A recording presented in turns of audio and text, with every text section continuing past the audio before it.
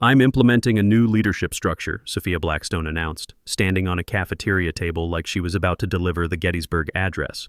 Except instead of unifying a nation, she pointed directly at me and declared, "Tom, you're terminated, effective immediately." Coffee cups froze mid-sip. Conversations stopped dead. The whole room went quiet like someone had just announced a bomb threat. There I was, Tom Garrison, 49 years old, sitting with my turkey sandwich and watching this 27-year-old MBA tell me I was finished at Ironbridge Defense Solutions after 15 years of keeping their government contracts running smooth as clockwork. She called it eliminating legacy overhead, said the company needed to move into the digital age without being held back by outdated methodologies. Real nice way of saying she thought I was dead weight. I didn't argue, didn't make a scene, just reached into my pocket, pulled out my security badge and compliance keys, the same ones I'd carried since the day after I mustered out of the Army Corps of Engineers, and set them on the table next to my half-eaten sandwich.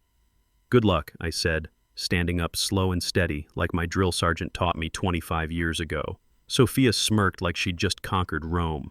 What she didn't know, what nobody in that room knew except maybe her old man who was supposedly on some spiritual retreat in Arizona, was that those keys weren't just for opening doors. They were the backbone of every government contract we held, every security protocol that kept our Pentagon clearance active, every vendor relationship that made sure our $150 million defense contract stayed funded. See, back when Ironbridge was nothing but a handful of engineers working out of a converted warehouse, the founder, Sophia's dad, Charles Blackstone, needed someone who understood both military protocols and federal compliance. Someone who could navigate the maze of government paperwork and security requirements that keep defense contractors in business. That someone was me. I'd spent 8 years in the Corps, mostly dealing with logistics and infrastructure projects, built bridges in Bosnia, managed supply chains in Iraq, learned how to make military bureaucracy work for you instead of against you. When I mustered out in 2008, defense contracting was booming, and guys like me, veterans who spoke both military and civilian, were in high demand. Charles found me through a buddy of mine, another engineer who'd recommended me for a special project that turned out to be setting up Ironbridge's entire federal compliance framework. Charles handed me those keys and said, "Tom, you're our insurance policy. If something happens to me, if the company gets in trouble, you're the guy who knows where all the bodies are buried." Except the bodies weren't skeletons. They were security clearances, compliance certifications, and vendor authorizations that took years to establish. 15 years later, his daughter just fired the insurance policy and handed the keys to someone who thought security protocol was something you downloaded from the App Store. I walked out past the reception desk, past the motivational posters about synergy and disruption, past the framed photos of military contracts we'd completed. Didn't look back. Didn't slam any doors. Just headed to my pickup truck and sat there for a minute, looking at my reflection in the windshield. The funny thing about being a veteran in the defense industry is that you understand something most MBA types don't. Systems don't run on buzzwords. They run on relationships, protocols, and institutional knowledge that takes decades to build. Sophia thought she could upgrade the company like she was updating her phone, delete the old software, install the new version, good to go. Problem was, I wasn't software.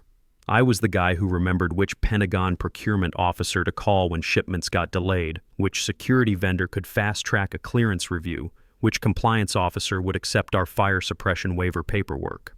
I was the human network that kept the machine running. My phone started buzzing before I even got home. First call was from Danny Martinez, a former Corps buddy who now worked at Raytheon. Word travels fast in the veteran network, faster than most civilian companies realize. "Tom, what the hell happened?" Got 3 different people telling me Ironbridge just canned their compliance officer. "That'd be accurate," I said, pulling into my driveway. "Jesus, that's like firing the navigator while you're flying through a storm. These people got any idea what they just did?" "Don't think so, Danny. Don't think they have any idea." Second call came from Steve Walsh, another Corps veteran who ran procurement for a mid-sized defense contractor in Virginia. "Tom, you available for consulting work? Because if Ironbridge just lost their primary compliance officer, there's about to be some serious opportunities opening up. That's the thing about the military community. We take care of our own. When one of us gets screwed over, especially by someone who doesn't understand what we do, the network kicks into gear. Within 2 hours of walking out of that cafeteria, I had 4 different job offers and 6 requests for consulting work. But I wasn't ready to jump into anything yet. First, I wanted to watch what happened when Sophia tried to run a defense contracting company without anyone who actually understood defense contracting. And that network I'd just mentioned, they were about to discover that their primary contact at Ironbridge Defense Solutions was no longer authorized to help them. I drove home to my little ranch house on the outskirts of town, the kind of place where you can actually see stars at night and your neighbors know your name.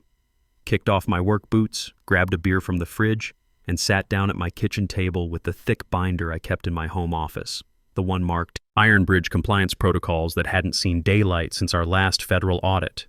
Every page had my name on it.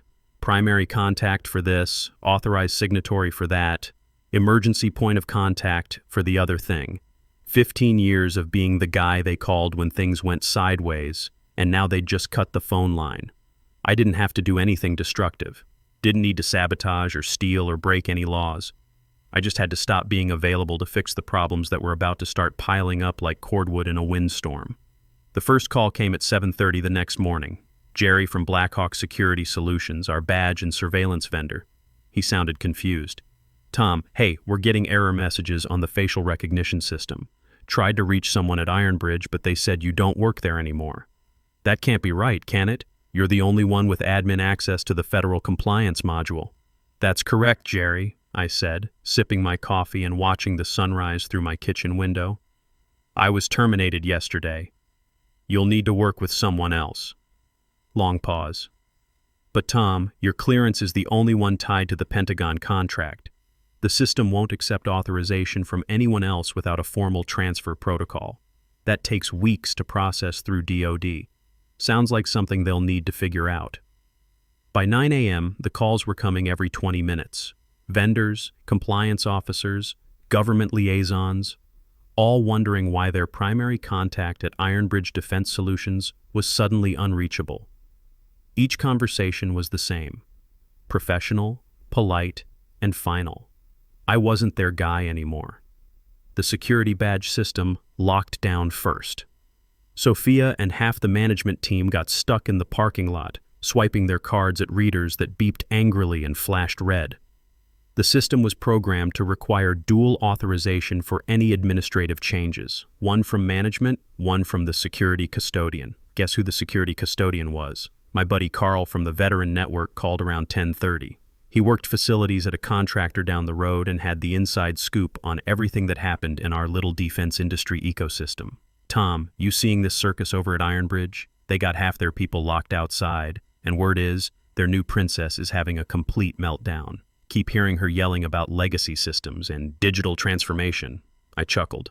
She's about to get a real education in how legacy systems work. Man, you should see the group chat. Every veteran in a 50-mile radius is talking about this. Nobody can believe they fired you. Martinez from Pentagon Procurement is asking around about what happened. This is going to get ugly fast. That's when I realized the full scope of what was about to unfold. It wasn't just about me losing my job or Sophia learning a hard lesson. The veteran network in defense contracting is tight, built on trust and shared experience. When you disrespect one of us, especially someone with my reputation, word spreads like wildfire. These guys had served together, bled together, and now worked together to keep America's defense contracts running. They didn't take kindly to watching a 27-year-old MBA with no military experience destroy something a veteran had built.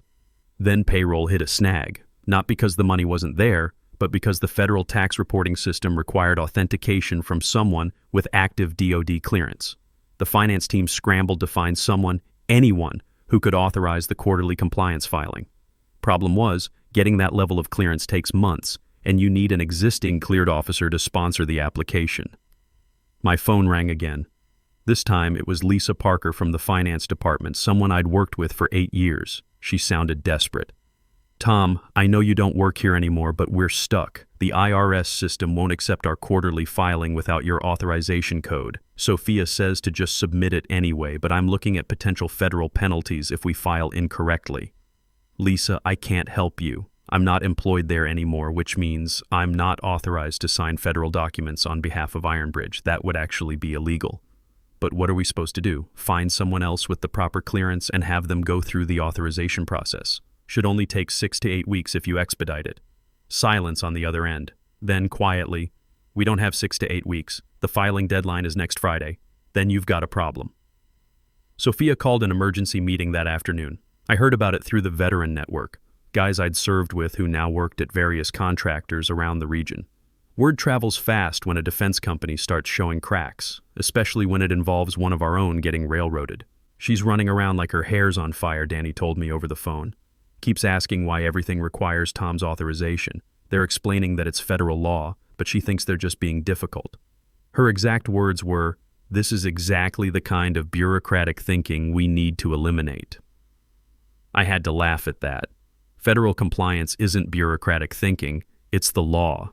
You don't get to opt out because you think it's inconvenient or outdated. The Pentagon doesn't care about your digital transformation strategy or your disruption philosophy. They care about security protocols, proper documentation, and working with people they trust. The real earthquake hit when Pentagon procurement called for their quarterly security review. Standard procedure. They wanted to verify that all clearance holders were still active, all protocols were up to date, all compliance documentation was current. Simple 15-minute call that I'd handled dozens of times. Except now Sophia was on the phone trying to explain why their security custodian was no longer employed, and no, they didn't have a replacement ready, and yes, she understood this might delay the contract review, but couldn't they just skip the formalities this once? You don't skip the formalities with a $150 million defense contract. The Pentagon procurement officer, a guy named Colonel Martinez, who I'd worked with for 8 years, politely informed Sophia that Iron Bridge Defense Solutions was being placed on administrative hold pending resolution of their custodial compliance issue. Administrative hold. In government contracting, those two words are like hearing the doctor say, "We need to talk." It means all payments stop, all shipments stop, all communication goes through legal channels only. It means you're in deep trouble, and everyone knows it. Martinez called me directly 2 hours later. We'd served in different branches, but understood each other the way veterans do. He got straight to the point. "Tom, what the hell happened over there? I got some 20-something on the phone telling me that compliance procedures are legacy thinking and asking if we can just email our security reviews instead of following proper protocols. She fired me yesterday, Colonel. Said I was dead weight." Long pause. "The custodial officer? She fired the custodial officer without replacement? That's about the size of it. Jesus Christ, Tom. That's not just stupid, it's dangerous. We've got classified materials, sensitive technologies, federal funding protocols. You can't just wing that stuff because you think it's inconvenient. Apparently you can if you went to Stanford and believe in digital transformation. Well, she's about to learn why we have these protocols. I'm recommending immediate suspension of contract authority pending full compliance review. This isn't personal, Tom. It's about national security." That was when I realized this had moved beyond corporate revenge into something much more serious. Defense contracts aren't just business deals. They're about keeping the country safe. When you screw around with security protocols and clearance procedures, you're not just risking money, you're risking lives. 3 days after my termination, Charles Blackstone cut his spiritual retreat short and flew back from Arizona. Apparently, losing a $150 million contract has a way of interrupting a man's search for inner peace. I heard through the veteran network that the father-daughter meeting was something to behold. Sophia tried to explain that she was streamlining operations and eliminating redundancies, but Charles wasn't buying it. He'd built this company from nothing, and he understood that Tom Garrison wasn't redundant. He was essential. Steve Walsh called me with the details. His wife worked in the legal department at Iron Bridge and heard the whole thing through the conference room walls. Charles went nuclear. Kept asking how she could fire the one person who held all the federal authorizations. Sophia's trying to explain that modern companies don't need legacy infrastructure specialists, and Charles just lost it. Started yelling about how she just destroyed 15 years of relationship building with the Pentagon. What'd she say to that? Apparently she told him he was being resistant to change and that she was future-proofing the company. That's when he started throwing things. But the damage was done. You can't just call up the Pentagon and say, "Never mind, we hired him back." Government clearances don't work that way. Trust, once broken, takes time to rebuild, and time was something Ironbridge didn't have. The IRS filing deadline hit that Friday. Without my authorization, Ironbridge couldn't submit their quarterly federal tax documentation. Lisa from finance called me in tears. "Tom, Sophia says to just forge your signature. She doesn't understand that federal documents require live verification codes tied to active clearances. I told her it's a felony, but she thinks I'm being dramatic. Lisa, don't you dare forge anything. That's 5 years in federal prison if they catch you. Then what am I supposed to do? She's threatening to fire me if I don't get this filed. Tell her to call the IRS compliance hotline and explain that they terminated their authorized signatory without replacement. See what they suggest." The IRS was not amused. Federal agencies don't appreciate having to clean up messes created by corporate incompetence, especially when those messes involve security clearances and defense contracts. They opened an investigation into Ironbridge's compliance status, which automatically triggered reviews by 3 other agencies. Meanwhile, I spent that week in my workshop, refinishing an old oak table I'd been meaning to get to. Kept my phone on, though, not because I expected Ironbridge to call, but because other people were starting to reach out. Defense contractors who'd heard through the veteran network that Tom Garrison was available. Companies who understood the value of someone who could navigate government bureaucracy without breaking a sweat. The offer that caught my attention came from Harrison Strategic Solutions, a mid-sized firm that specialized in DoD logistics. Their CEO was a former Marine colonel who got straight to the point. "Tom, we need someone who can handle federal compliance for our contracts. We know what happened at Ironbridge, and frankly, it makes us want to hire you more, not less. Anyone who can single-handedly bring down a $150 million contract just by leaving, that's the guy we want on our team." "I didn't bring anything down, Colonel. I just stopped holding it up." Same difference in my book. You interested in consulting work? We've got 6 active contracts that need compliance review, and after watching what happened to Ironbridge, every defense contractor in the region is scrambling to make sure their paperwork is bulletproof. That's when it hit me. Sophia hadn't just fired me. She'd created a market opportunity. Every defense contractor who'd watched Ironbridge implode was now paranoid about their own compliance status.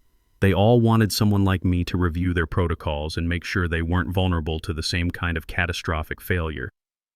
"Tell you what, Colonel, let me think about it. I might have some ideas about how to help." The veteran network was buzzing. Danny Martinez called me every day with updates from his contacts throughout the defense industry.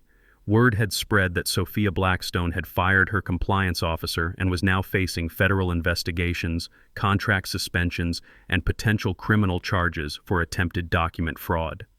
"Tom, you're a legend. Every veteran in defense contracting is talking about this. Sophia Blackstone is about to become a cautionary tale about what happens when you disrespect institutional knowledge." I didn't feel like a legend. I felt like a guy who'd just watched someone destroy something that had taken 15 years to build. Garrison Risk Management opened its doors 2 weeks after I got fired. Small office, just me and a part-time secretary, but the phone started ringing immediately. Turns out there's a lot of demand for someone who understands how government contracts actually work, especially from companies that had seen what happened to Ironbridge. My first client was Pentagon Procurement themselves. They needed an independent compliance review of several defense contractors, including a certain company that was still on administrative hold. I took the job naturally. Professional obligations and all. The review was thorough and objective. I documented every protocol violation, every missing authorization, every compliance gap that had developed since the security custodian position had been eliminated without proper succession planning. My recommendation was simple. Ironbridge Defense Solutions was not currently qualified to hold federal contracts above a certain threshold. Colonel Martinez called me after reading my report. "Tom, this is worse than we thought. They've got security badges tied to terminated employees, vendor contracts with no oversight, and federal tax filings that haven't been properly submitted in 6 weeks. How the hell did they let it get this bad?" "Well, Colonel, they fired the guy who was supposed to prevent exactly this kind of mess." "Point taken. We're pulling the contract permanently. Too many red flags, too much risk. Word's already getting out through procurement channels. Nobody's going to touch Ironbridge for at least 5 years. 6 weeks after Sophia Blackstone fired me in a cafeteria, Ironbridge lost its Pentagon contract permanently. Not because of sabotage or revenge, but because they'd removed a critical component from their operating system and everything else had failed as a result. The veteran network was celebrating like we'd just won the Super Bowl. Danny called me with updates every few hours. Tom, you should see the LinkedIn posts. Every veteran in defense contracting is sharing this story. Sophia's become the poster child for everything wrong with entitled management. But I wasn't celebrating. Good people were losing their jobs, and that's never something to feel good about. Lisa from finance, Jerry from security, a dozen other folks who'd just been trying to do their jobs while their company collapsed around them. They didn't deserve what happened to them. Sophia resigned a month later. Charles tried to rebuild, but the damage to their reputation was too severe. Word gets around fast in the defense industry, and the company that fired their compliance officer isn't exactly a selling point when you're bidding on government contracts. The end came on a Tuesday morning in November. I was in my office reviewing a contract for a new client when Steve Walsh called. Tom, it's over. Ironbridge just announced they're shutting down operations. Charles is liquidating everything, equipment, contracts, intellectual property. Says he can't rebuild the trust they lost. I looked out my window at the downtown skyline. Somewhere out there, 47 people were cleaning out their desks and wondering what they'd do next. Some of them would land on their feet. The veteran network would make sure of that. Others would struggle for a while, victims of a decision they had nothing to do with. What about Sophia? Moved to California, heard she's working for a tech startup doing digital transformation consulting. Apparently, she's telling people she scaled down a legacy defense contractor to focus on innovative solutions. Even in failure, she couldn't admit what had really happened. Couldn't acknowledge that her arrogance had destroyed something her father had spent 20 years building. Couldn't accept that experience and institutional knowledge actually matter, regardless of what they taught her at Stanford. Charles sold the company assets and retired to his place in Arizona. Probably went back to searching for inner peace, though I imagine it's harder to find when you're watching your life's work get dismantled by your own daughter's pride. These days, Garrison Risk Management has 12 employees and a client list that includes some of the most successful defense contractors in the region. We specialize in compliance, security protocols, and what I like to call institutional memory management, making sure companies don't accidentally fire the people who keep them running.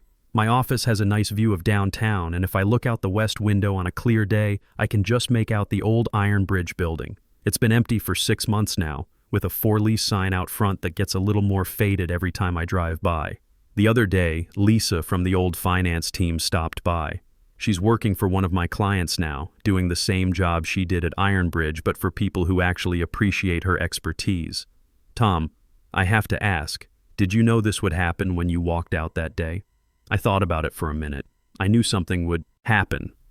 When you remove a load-bearing wall, the building's going to shift. I just didn't know how fast or how far it would fall. Do you ever regret how it ended? That's the question I ask myself sometimes when I drive past that empty building. Do I regret what happened to Ironbridge? Do I feel bad about the people who lost their jobs? Do I wish I'd handled things differently? The truth is, I didn't destroy Ironbridge Defense Solutions. Sophia did that all by herself when she decided that 15 years of experience was less valuable than an MBA and an attitude. I just stopped preventing the natural consequences of that decision. Sometimes the best thing you can do when someone disrespects what you've built is to step back and let them discover what they threw away. The truth has a way of making itself known, especially when it costs $150 million to learn it. But late at night, when I'm sitting on my porch listening to the crickets, I think about Charles Blackstone, a good man who built something meaningful only to watch his own daughter tear it down out of arrogance and inexperience. That's the real tragedy of this story. Not that I got fired, but that respect became so rare that its absence could destroy everything.